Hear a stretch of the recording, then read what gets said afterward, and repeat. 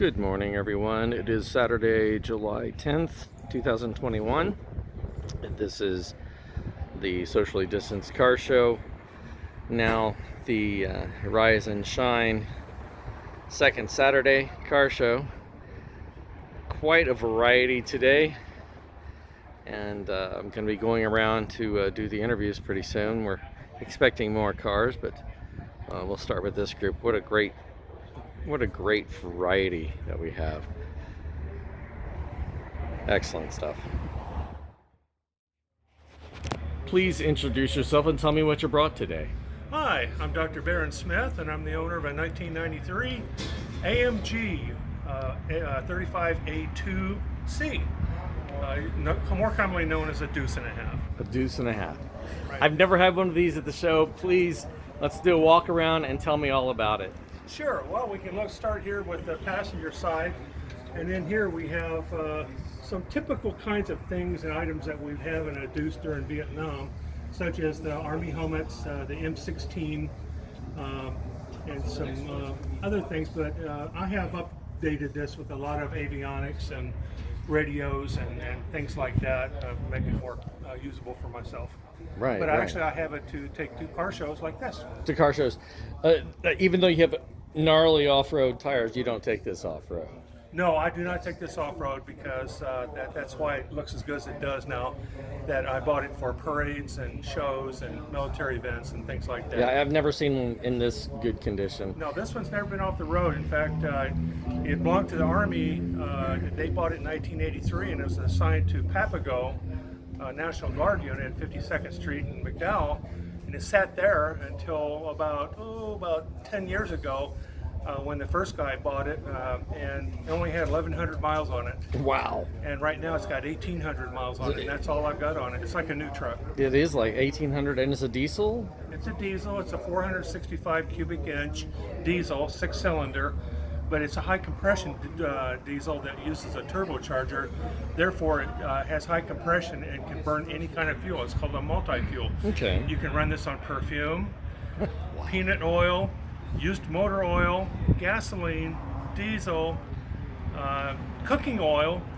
You'll run on anything that's combustible. Wow. But I run it on number 2 diesel. Wow. Yeah, this is an excellent condition. What really got you into these vehicles?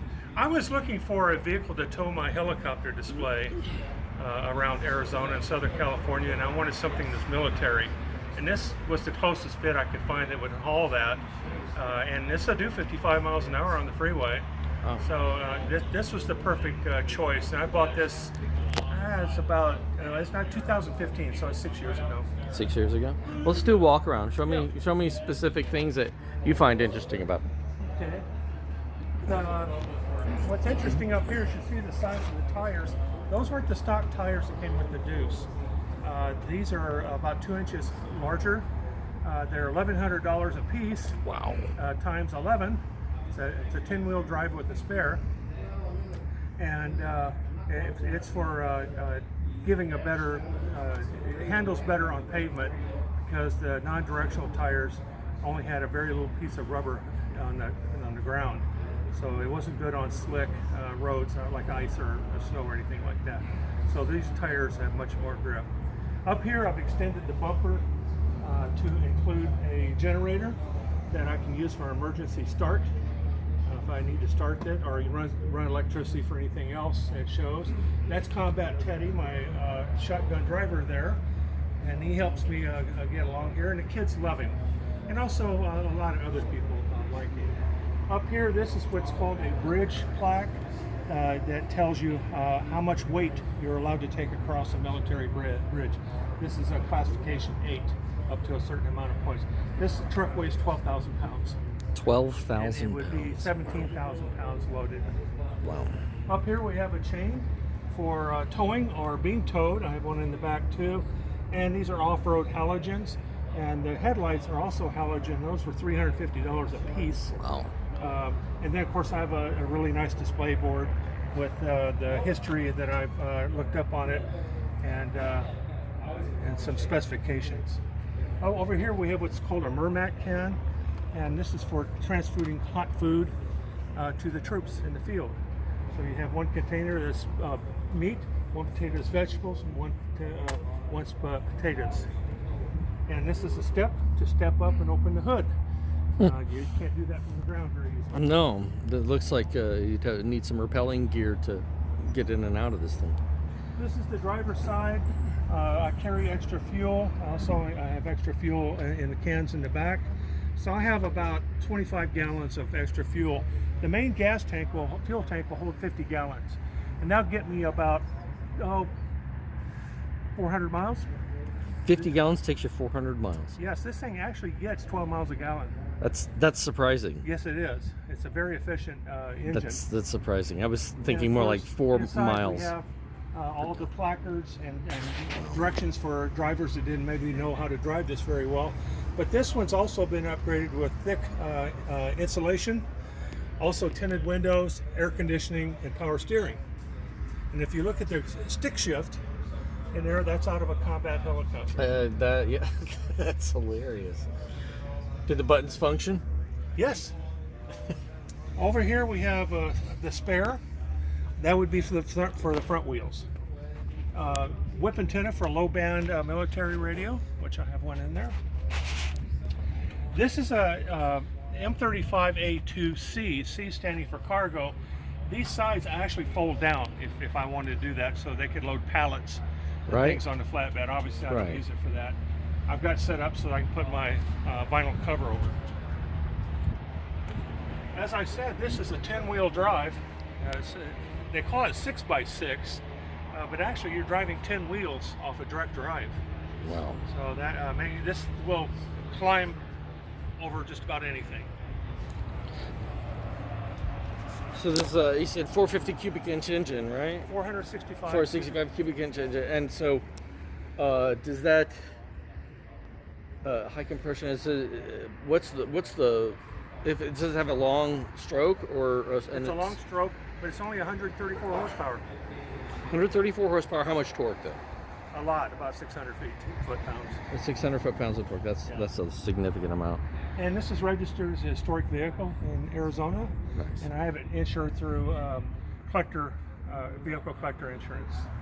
Back here we have another chain. This is a special hitch I made up for towing the helicopter. Nice. So it's attached to the frame because the standard pintle hook will not tow a civilian trailer. Right. So I had to upgrade this to include that. Again, another chain and goodies. And then over here, we have, this is a rare find that I could get my hands on. I got this out of a salvage yard in Tucson. It's buried in the dirt. This is a 6-piece tow bar to either tow another vehicle like this one or be towed by another vehicle like this one or bigger. And I designed this mount here because normally it'd be mounted under here and it'd be just filthy and rusty. You never see it either. Right. So I designed this, and the Army actually liked it and incorporated it into their later models. That's great. It's a lot easier to use and it stays clean. That's nice. So. I like it. And again, our 50-gallon fuel tank. Some guys will take and mount one of those on the other side too, so give it 100 gallons. But I really don't have a need. I don't drive to LA with this. Right. So I don't need that kind. This is fantastic. Wow. Okay. And if you look here, this is actually a two-way radio. That's your first cell phone. Wow. Wow. Anyway, I've got one on each side. Real stuff. That's good. Yeah. I like it. So, and all these have been, these railings were wood and they were rotted. So I replaced them with updated composite, metal composite about 3 years ago. And that's actually a hoist for hooking onto a spare or your tire that's flat and put it in the back because these weigh 208 pounds a piece. So a little. The tires are the assembly of tire plus rim or tire alone? The tire alone. So add the rim to it, another 35, 40 pounds. And you got a 125-pound 18-year-old soldier trying to do that. They can't lift that up there. That's, yeah. So even a couple of three of them can't do that. So that's why you need the hoist to do that. Wow. Okay. This is great. Thank you so much for bringing this. This is. I'd like to tell you a little bit about the people that I bought this from are two disabled Phoenix police officers. him and his wife. And her dad was in the Iwo Jima landings and Guadalcanal. He was a Marine, and pictures on the data plate. But I made the tribute to him. And I got it in 2015 from them. They had done a lot of the restoration on here, but in the last 5 years I've done probably 80% of everything you're seeing. Wow. So that's that.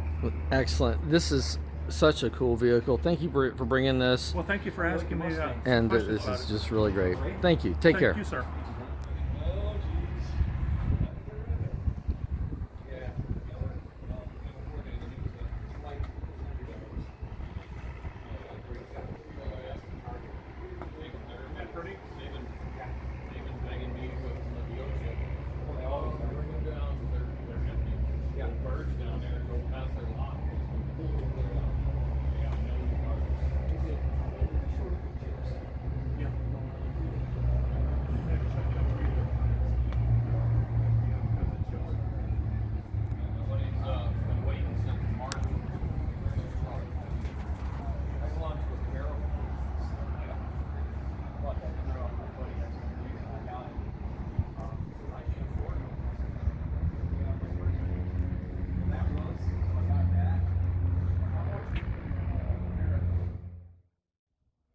Please introduce yourself and tell me what you brought today. Oh, my name's Tim.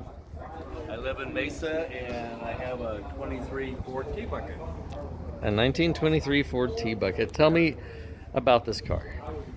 I bought it about 4 years ago in Bisbee. Oh, no, not Bisbee. Sierra Vista. Sierra Vista. Right. And I bought it pretty much the way it sits. I redid the interior, but mechanically I got it the way it sits. It's a Chevy 283. Okay.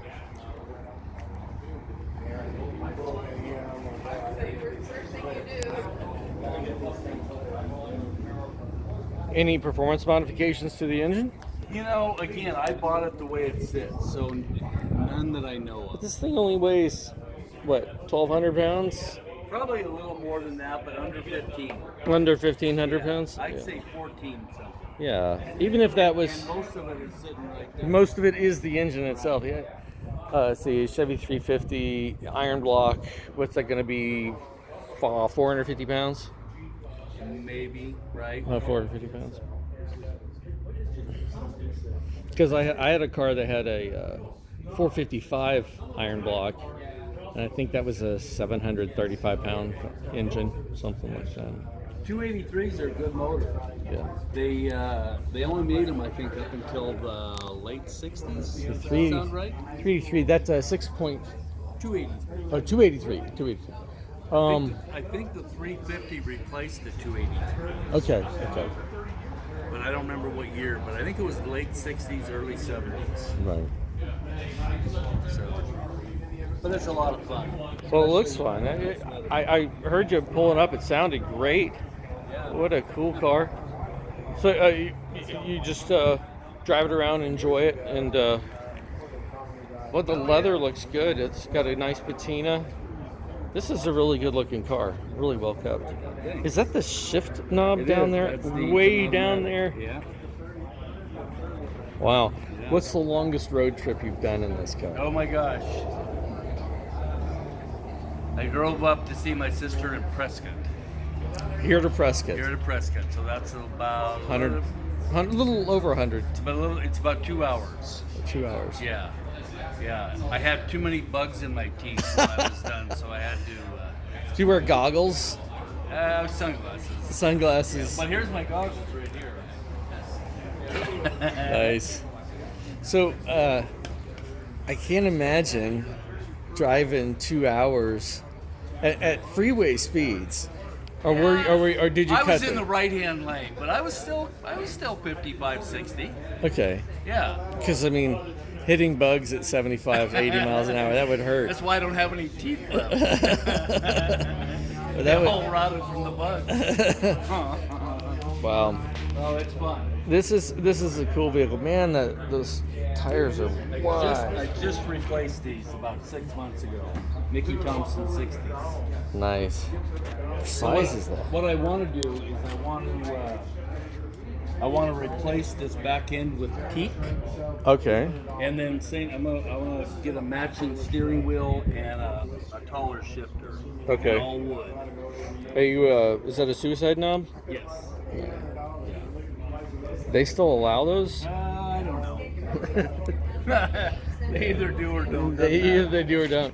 This just looks like a fun car. It is fun. It's a lot of fun. Really cool. Well, thank you so much for bringing this. Cool. Thanks. Thank you. Please introduce yourself and tell me what you brought today. Hey, my name's Kurt Loftus. Live out here in the East Valley and brought my 56 Ford pickup. Late model Lincoln independent rear suspension, Lexus front end, and a almost 600 horse small block Chevy in it.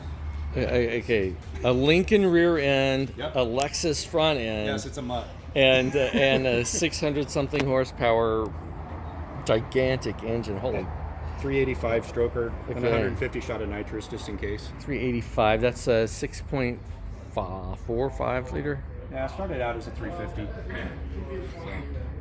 Wow. I think I spoke with you online. We did. Yeah, last yeah. night. Yep. First time out here this morning. Yeah. It's great with the overhead. It is overhang. I'm not used to having shade. It's kind of cool. It's really nice, yeah. So how long have you been working on this? It's been a 6-year project. When they talk about the barn finds, this was a true barn find. We drug it out of a barn over in Southern California 6 years ago and drug it home. When they say built, not bought, this is truly built, not bought. I have worked on this by myself in my garage for the last 6 years. So replaced all the sheet metal on the bottom of the cab, was rusted out. Just some history on the truck. The truck was originally a Del Monte. It was on the Del Monte Farms over in San Jose, California. And then I found it through my uncle over in Southern California in the San Diego area, like I said, about six and a half years ago. It's been taking up room in the garage ever since then. So everything's been done inside the garage, all the metal fabrication, tailgate, 71 C3 Corvette bumpers, front and back. Front bed panel was handmade, tailgate was handmade, running boards were handmade. Wow.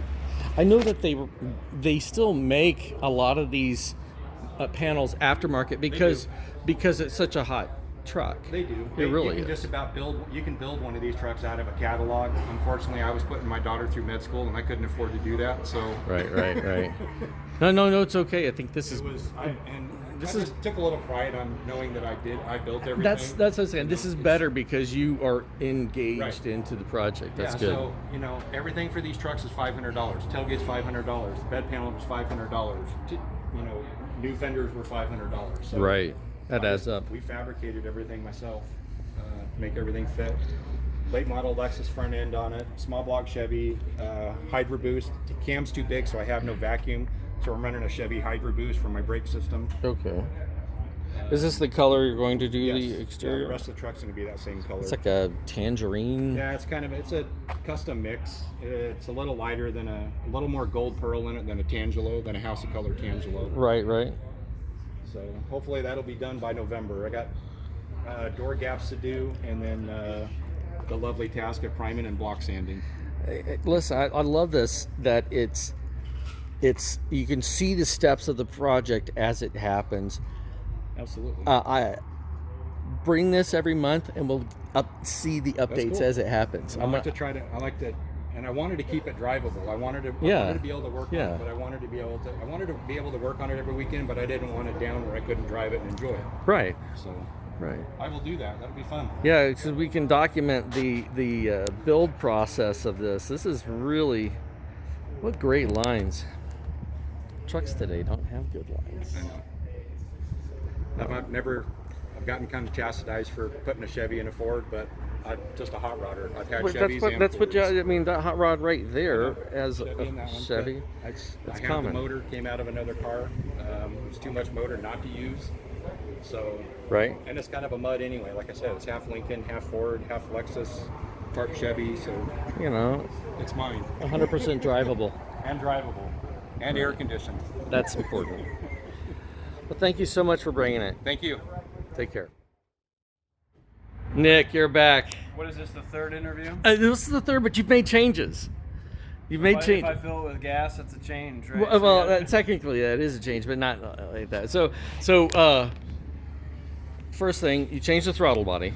yeah. So I changed the computer as well. So now it's got an SSR computer in it, and that's because that will accept a vehicle speed signal versus like a regular E40. There's also a transmission computer where the VSS goes into that. And Okay. Then through the LAN, it sends that signal to the computer. Well, there's no transmission computer. It's a stick shift. Right. The only stick shift car that used the E40 ECM was SSR. So anyway, I put that in there because I wanted cruise control. Okay. So it has that now. But in order to do that, I had to do a few other changes. I had to change the timing cover, so the whole back bumper had to come off, and the timing cover was changed. And a new throttle body. There was a way to do the LS4 throttle body. It's a 8-pin, but I kept fiddling with it, and I could only get the throttle to open up 33%. Oh wow. I'm just like, screw it. For like $100, I'll just get a throttle body. So I did, and wired that in now. That'll open up 100%. So that's the big change is cruise control. That's cool. And a little change is I finally got my dome lights working. They're not on right now because I have the battery disconnected. Right. With the off switch, but they finally work. This just looks good. It looks like it was meant to be in this engine bay, but this is so tight. Wow. Yeah, That's very tight. incredibly tight. Had to cut a little bit in here to make it fit. So those of you that have not seen the first or second interview, this is an LS4 V8 out of a 2006 Pontiac Grand Prix GXP, mated to a 2001 Porsche 911 996 6-speed transmission. A little bit of changes, crossbreeding here. This is an LS2 intake and an LS2 throttle body, and LM7 cam. I can't remember what cam I have yet. Yeah, is it a factory cam or is it? Factory cam, but it's from one of those non-AFM, non-DOD engines. You know, Okay. so LS7 lifters with a cam in it that doesn't have the displacement on demand. So Okay. that's been deleted. So I was wondering what exactly where your horsepower and torque might be, because I'm using the Texas Speed Stage 2 low lift truck cam, which is supposed to make 426 on the 9.5 to 1 5.3. So to each his own. I mean, this is your own taste here. Yeah. I had that cam in here to begin with. The low lift truck cam? Yeah, I had that Texas Speed low lift truck cam in here, Okay. and I thought it was too lumpy. Really? Yeah, and this was just my opinion. Right. So, like, I thought it really changed the character of the car. Right. You know, you hear a lump. You Yeah, expect yeah. it to be some, like, 60s Camaro. Or Yeah. Mustang or something. Yeah. And I just didn't think it. Well, already this V8 doesn't fit the character of the car, but that even made it worse. Really? Right. Yeah. So, like, you know, I took it out, and this was much more for reliability than it was for horsepower. But to answer your question, it's somewhere at a minimum of 300 and somewhere at a maximum of 350. Okay. The LS4 is like 300, right about 305 or whatever. Right. And because of the LS2 intake and removing the DOD, it might be a little bit more just from an airflow standpoint. And also the exhaust. The car is light, though. I mean, Yeah, is 4,900 pounds, Yeah, 1,400 pounds, you know, somewhere around there. Yeah, I've driven this, and it does not. This is fast. This is a very, very fast It's car. totally fast. You know, I have an R8 as well, and people are like, well, why didn't you get the V10? Well, the V10 was like $10,000 more for 100 more horsepower.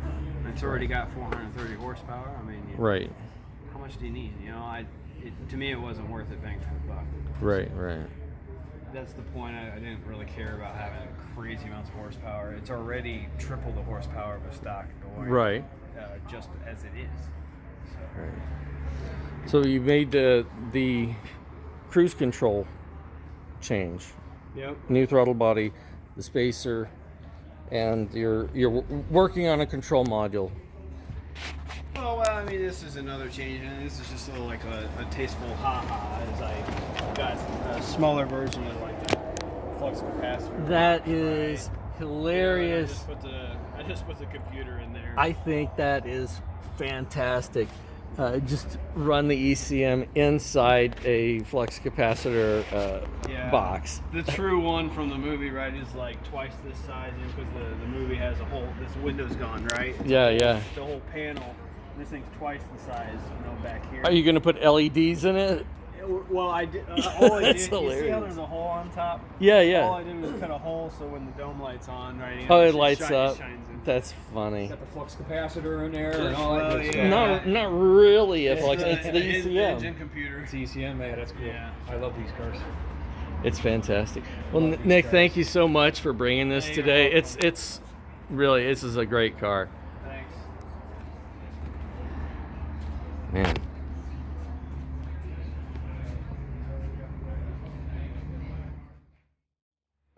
Please introduce yourself and tell me what you brought today. My name is Rob Turchik, and this is Amy Lee, and we brought some Mercedes. Mercedes, you brought two Mercedes. You brought this one and you brought this one. So you pick one that you want to start with and Sure. tell me about it. We could start with this one. It's a 76 450 SLC. A little bit of an oddball. The convertible is the one everybody knows, the 450 SL, which has been in the SL line. They only made the hardtop. I want to say about 60,000 of them versus close to 400,000 of the convertibles. That's quite a difference. So yeah, these are oddly rare, but for whatever reason, I was telling one of the other guys here, there seems to have been a lot of them in Mesa, Arizona. At one time, Of the coupes? yeah, I had 10 of these on a list, and we would get together every so often. Wow. Including two that are identical, the same color, same interior, everything. Wow. How long have you owned this one? I've owned this one about 4 years, and as with any old car, it's a project, ongoing. This one drives, air conditioning works pretty well. Done a few mods to make it run better in the summer. Is summer an issue for these cars? Yeah, I mean, you've got a 4.5 liter V8 stuffed in a little bitty space there. Cooling, it overheats.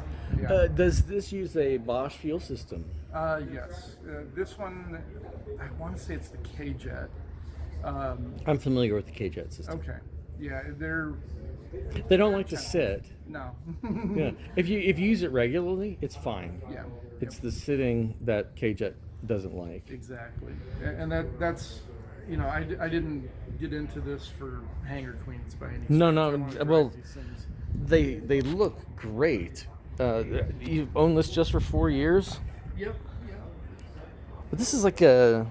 It's not a. I mean, in the shade it looks blue, but there's like a silver gray thing going Yes. on here. What's the color?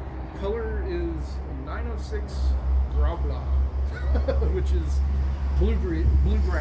Blue gray. So I nailed it Yes, in exactly. English. And it is. It's a strange color. The same color on the other car. They both shift really dramatically depending on what light they're in. And that's why I just love this color. Yeah. I don't think I want any other. It's a great color. Was this always a desert car? No, this one was born into this country in, say, Vermont, and it was pretty darn well kept. Yeah. Upon inspection, there was a thumb hole sized piece of rust under one of the front, wheel wells, and that's it. Did you get that welded or? No, I'm not even going to bother. This thing doesn't see water. Okay. But it was originally in Vermont, obviously garage kept, had 76,000 miles on it. That's nothing. It needed a lot of, just refreshing work. Nothing had been done on it. And I got it from a place in Florida. The guy had obviously moved from Vermont to Florida. A dealer had this and made a deal, and it showed up. What have you had to replace on it if it was worn? Any of the interior pieces or? Interior, the only... That's a good question. The rear seat, all the leather in it is 100% original. Okay. The underpinnings of all that leather is horsehair. Oh. And the rear seat, the horsehair had started to come apart. So about 6 months ago, I brought it to a shop and they redid all of the back seat. What do they do instead of horsehair nowadays?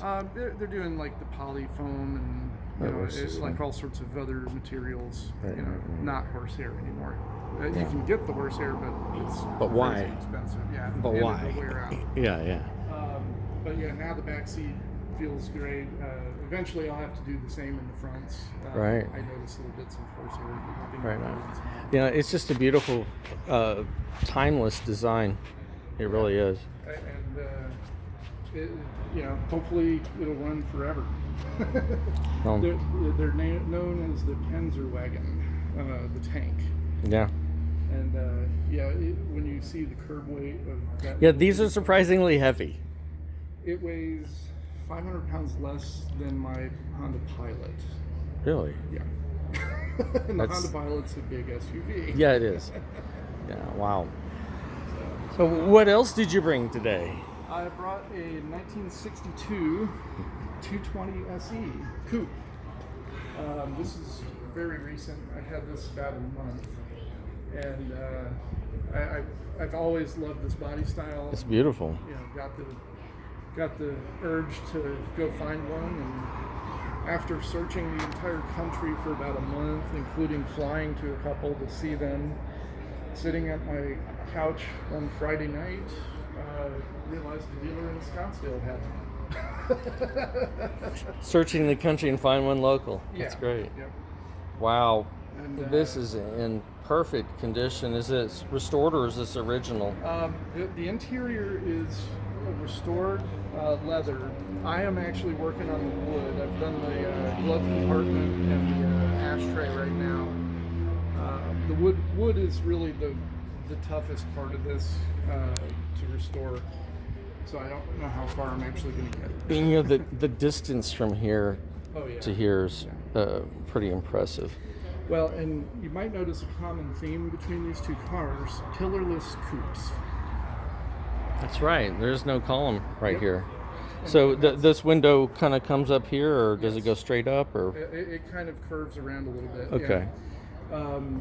And that's Mercedes design. They started back in the 50s, I believe, was the first versions of this. Right. Not this particular model, but pillarless coupes. And then, of course, after the SLC was the SEC pillarless coupe, and then. Does Mercedes still supply all of the parts for this car? I've heard that they have that they do a good job of supporting their vehicles for a long time, but.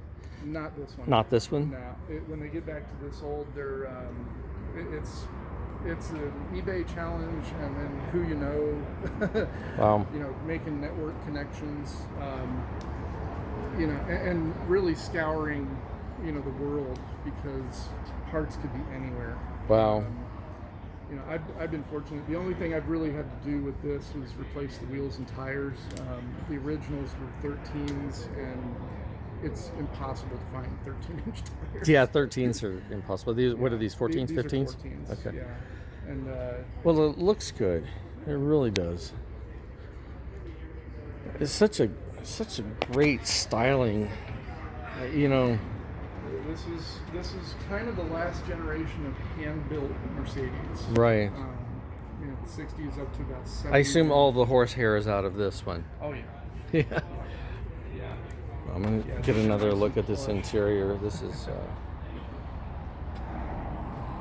wow. And it's really amazing. Mercedes has not changed some very, very specific things over the years. Right. They don't label anything in a car. there's no labels.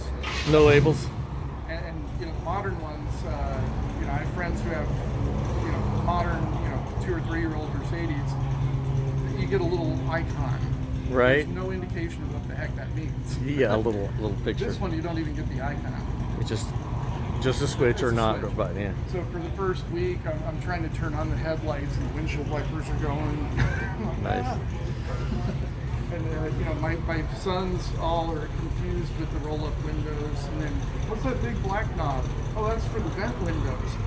Oh, they've never seen that. That's crazy. So you know, they're getting a little bit of an education on, you know, what's the history of cars. Oh, cool. Well, thank you so much for bringing these. They're beautiful cars. Thank you. Thank you.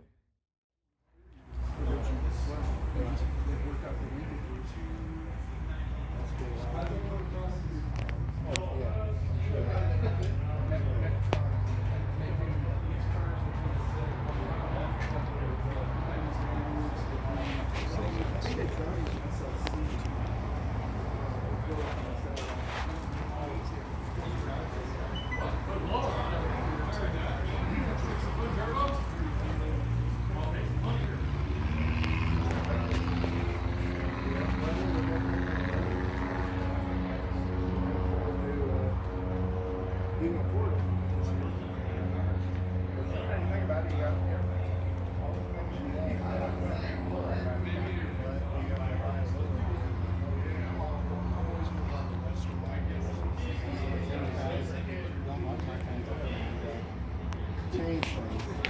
That's really why I love them about it. Because you need people. I like that everybody did their own thing, so I can have, you know, Willwood brakes. I can have all the power I want, but I want it to be reliable. And they're back there sweating while I'm like that SDC. I'm right there with you. Hello, please introduce yourself and tell me what you brought today. Kevin Hubby, I brought a 72 De Tomaso Pantera. This is beautiful. So, this is the first time I've had a Pantera at the show. I've been inviting them for a while. I'm so glad you brought it. What got you into Panteras in the very beginning? Well, when I was in high school, after high school, me and a buddy, after track practice, we'd walk up, go get a root beer float at A&W. And every time when we went, we would pass right by this apartment complex with a yellow Pantera sitting right there. Right. And I always swore from that day on I was going to have a Pantera. And this is my 4th one. Just your 4th Pantera. Right. So, yeah. Wow. They're great cars. So, what moved you from your first Pantera to your second one? Well, when I bought the second one, I wasn't planning on selling the first one. Oh, But I ended up going way overboard, spent way too much money, so I ended up selling the second one. And then it was kind of a limited edition car. Back in the day, back in the 80s, if you went, there was a place called Hall Pantera. I'm familiar with Hall. So you would take them your Pantera and give them $185,000, and they would build what they called the Super Pantera. And it had an all aluminum polished engine. It had everything was polished. Suspension was polished, all aluminum suspension. They changed every nut and bolt. So anyway, I bought that car, and then I started trying to restore it back to its original look. But the economy died. I'm a contractor, so when the economy died, my wife didn't want to sleep in the car, so she said it's either the house or the car. So It's like the 2008 era. yeah, about 2009 or so. So I sold it. I have a race car which I still had, but it was out under the barn, and so I still have that. And then I bought this one later. A friend of mine decided he wanted to go into the Porsches, and so he offered this to me because I had helped him with it on a couple things, and he offered it to me at a great deal, so I bought it. And so yeah, it's a great street car. They drive, they're a lot of fun. Well, they are beautiful. Is this pretty much the condition it was when you got it, or have you made changes to this car? Well, every time I get a car, I make changes. Right. So because it was my buddy's car and a lot of the guys in the car club knew it, I wanted it to look like my car. So I put the air dam on the front. I changed the wheels and tires. Did some changes on the interior. Changed some stuff inside. Changed lighting, like the front lighting. turn signal lights. Okay, just stuff to make it look different, so it didn't look. Didn't look like somebody else's car. It looked Well, like your they car. wouldn't say, "Oh, there's Bill's car." I want them to say, "There's Kevin's car." So anyway, but Bill had already done a great job on a lot of stuff to it, and so I just took that and added to it. Wow. So, what changes on the interior? Steering wheel or seats? I redid the dash and the console and some of the trim. I still have the door panels to do. You know, that's really good leather work. Did you get that done locally or? I did. It's a place in Mesa down on, I think it's called Top Notch. Top Notch? Okay. They're on Main Street. Yeah, they did all that. They're supposed to do the door panels here maybe in the next week or Okay. so. He's supposed to call me. I may need to find a better place for some leather work for my car. So Yeah, they did great work. They're just always busy, so you gotta wait. You gotta wait. Tell them you want to do it, then wait for them to call you and say, "Okay, we're ready." Wow. And what's going on here that is special? Well, this has an all aluminum engine, a Cleveland engine. Has a Titus block, so it has an updated block with the CHI heads and manifold. It's got fuel injection, and this I put in this spray and bed liner, which I had on my first Pantera, which I really liked. Right. Because I live on a dirt road and it's easy to hose off. Right. And I polished the transaxle just to give it a little bling in the engine compartment. That's great. And then I made a friend of mine has a CNC machine, and he made the air cleaner top for me. That's nice. So, just little things to set it off. That's really nice. But on this car, the air conditioning condenser has been moved to the front, and so it actually keeps you quite cold. Right. Usually on trips, my wife either says turn it up or turn it down. She doesn't. You're right. She never Nothing in between. never wants it off. But Right. Wow. Well, it looks really good. And you said how much horsepower does this make? this is a little over 500. A little over 500 horsepower. Right. And a car that doesn't weigh very much. No, probably just with the stuff that's been changed out on it, it's probably just right at 3,000 pounds. 3,000 pounds. Wow. Well, I want to get this. I want to hear what it sounds like. Let me get these the car that's next to us moved, and I want to hear what your car sounds like. Okay.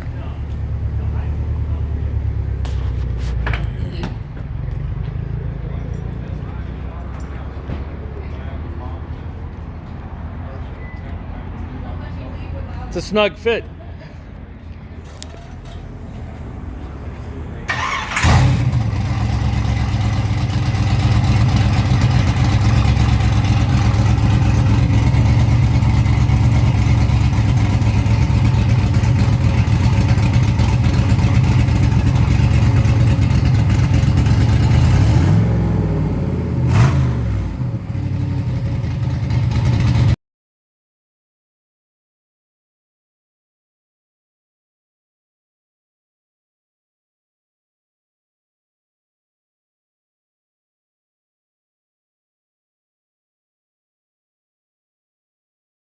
How are you doing? It's been a long morning. My phone overheated, so I'm just now getting to interview. I've been wanting to interview you for a bit. Please introduce yourself and tell me what you brought today. My name is Ray, and I brought my 1997 Camaro Super Sport 1997 Camaro Super Sport. with the street legal performance package from the factory, which boosts the horsepower up to 310. Okay. It was a special order from Thunderbird Chevrolet in 1997 with the ram air hood. Okay. You can show it to me. Hood with the special intake. Okay, that looks good. Houndstooth seats, which was ordered with the car. Right? 6-speed. Manual, very good. Yep, 6-speed, convertible top. And these are factory. And this looks really good. This is in excellent It condition. is in good shape. Yep. Now, it's hard to use a convertible in summertime, but fall, winter, spring in Arizona, pretty good. it's Yep. wonderful. Me and my wife had it down a couple of times on a couple of rides, and you can drive, even wear a hat, and It wind just does flows not right get over. blown off. Nope. That's great. Nope. Have you done the Oak Creek Canyon drive with a Not convertible yet. top? That's going to be a beautiful Not yet. drive. We've been to Winslow, Okay. and then I did a Camaro Club ride last week to Jake's Corner. Okay. Okay. This is great. Yeah, you don't see them in this condition. It's a very unique car. Right. So how did you come to find this? What's the story behind this My car? friend, I know the original owner, and I know the second owner. They're both people I know, personal friends of mine. The second owner bought it from the first owner after he had a motorcycle accident. Couldn't drive a standard anymore.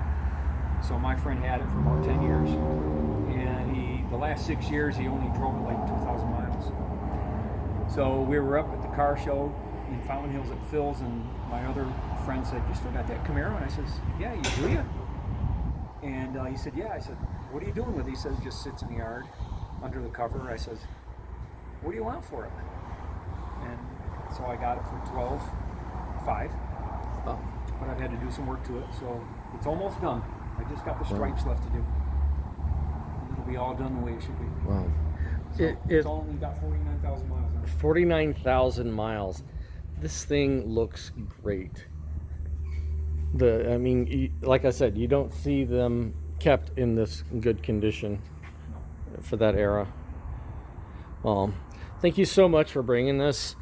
Sorry, this is at the end of the show. I mean, all the cars we had, I counted it out. We had about 18 cars here today. Okay.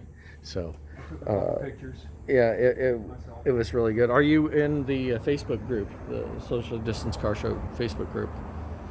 I found this ride on East Valley Cars and Coffee. East Valley Cars and Coffee? Yeah. Okay. You can link through the invite Yes. to the group. Yeah. Join the group, you'll get notifications about this. But I posted out through all of the car show clubs. Great. But thank you so much for coming, and Very thank you for welcome. bringing this. Thanks. I'm glad I could come and enjoy, meet some new guys and see some Yeah, great cars. building a community. It's Yes, good. absolutely. Thank you. Michael, you're back. Yep. Welcome back. You were at my house about a week ago, 2 weeks ago. How long ago was that? Last weekend. Last weekend? Yeah. We did. And did your welding do okay? Did everything work out? Yeah, the exhaust is still a little restricted because I welded the cats on there, so it's a little restricted. But it sounds good. I'll crank it up with the new engine. If anybody's seen an older video, Yeah, on let's this go- car, let's go. I've got a new engine in there now. Yeah, tell us about this new engine. It had the 1990 350 Chevy in there. This is out of a 69 GTO. It's got the number 16 big valve ram air style heads, basically ram air 3 heads. It's got a full roller camshaft, solid roller from Crower. It's a custom spec by a racing engine builder. Guy's really good. He builds record-breaking engines. He really knows what he's doing. So honestly, I can't wait to get this cam uncorked. I need some 3-inch exhaust on there because it's got a big, huge exhaust lobe on there to Right. dump the exhaust out of these heads because they don't flow all that great out of the exhaust. Is having a big cam going to affect your vacuum on this, or is that going to be a factor in this? I get just enough vacuum for my brakes out of this cam, Oh, that's just barely. good. Brakes are pretty important there. So, yeah, every once in a while, if I'm double stepping on the pedal, it'll feel a little bit firm, Right? but nothing crazy. So it's right there, borderline needing a vacuum chamber. Did I hear you correctly saying this is flat tappet, not It's roller? a solid roller. Solid. It's a full as race as you can get, basically. Okay. And it's because you do plan to track this car. Yeah, it's gonna do a bunch of stuff. I did a Good Guys autocross event last year. Okay. I got the engine running the day after the event this past, what was it, April? Okay. So I didn't make that event, unfortunately. The car really wouldn't have been ready anyways. It's not even ready now. You're still dealing with a little bit of an overheating issue, but that's being resolved. Yeah, it's more just performance-wise, it's not ready yet. So Okay. I can autocross this car all day. It runs a little warm on long journeys in 100+ degree weather, but I honestly shouldn't be driving it that. It's been this weather pretty right crazy now. hot for a few weeks now. Yeah. Yeah. So, Well, yeah, let's that's about it. let's hear the new engine with your exhaust that you've installed.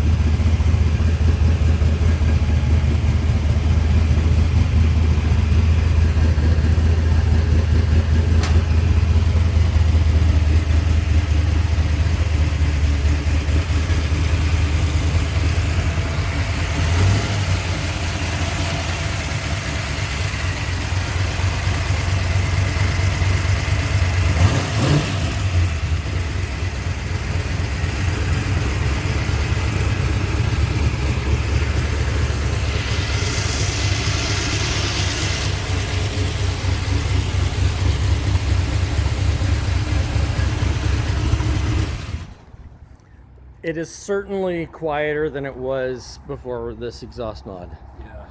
And Yeah, when so- I first got it running, it was coming out of just a Y pipe into a 2.5-inch CAD, and it was loud, but it was very restricted. Yeah. But that was just for startup, because Yeah. that's what bolted to the headers. Right. So it's slowly coming along. The engine's been running about a month, less than 100 miles on the engine. Okay. I'm still tuning it in, so it's not tuned in yet. Honestly, I've done 3 long trips now, and today was the 3rd one, and then going home will be the 4th one. Okay. Well, good. But yeah, once I get it cooled down a little bit, get the right exhaust on here, I really need a manual transmission. It has a 241 final drive in it, so it's okay for the highway, but man, I can't really go anywhere with that gear. So Right. Right. it needs like a 355 or something like that. Gotcha. But yeah, it's good running car. It's though. good. So, Keep it coming. I'm glad you're making. Adding an engine is a big step. People don't understand that changing out an engine is a big deal. and So, I hand built this engine with these 2 hands. yeah, you did a great Dialed job. in the camshaft, did everything. You did a great job. Keep coming back. Keep bringing the Phoenix missile here, and thank you so much for coming.